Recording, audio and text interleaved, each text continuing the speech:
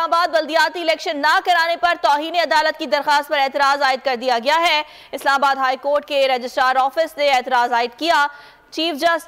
Chief election commissioner के खिलाफ कैसे तौहीन अदालत दायर हो सकती है। रजिस्ट्रार की जानिब से ये एतराज दायर किया गया है। पीटीआई ने चीफ इलेक्शन कमिश्नर और मेंबरान के खिलाफ दरखास्त दायर की थी। पीटीआई रहनुमा अली नवाज आवान की जानिब से दरखास्त दायर की गई थी। आपको आगाह कर रहे हैं, इस्लामाबाद बल्दियाती इलेक्शन ना कराने पर तौहीन अदालत दरखास्त पर एतराज आयद किया गया है। इस्लामाबाद हाई कोर्ट के रजिस्ट्रार ऑफिस ने एतराज आयद किया है। चीफ इलेक्शन कमिश्नर के खिलाफ कैसे तौहीन अदालत दायर हो सकती है। रजिस्ट्रार की जानिब से ये एतराज आयद किया गया है, ये सवाल उठाया गया है। पीटीआई ने चीफ इलेक्शन कमिश्नर और मेंबरान के खिलाफ दरखास्त दायर की थी और पीटीआई अली नवाज आवान की जानिब से ये दरखास्त दायर की गई थी। अहम खबर है, इमरान खान कातिलाना हमला केस की तहकीकात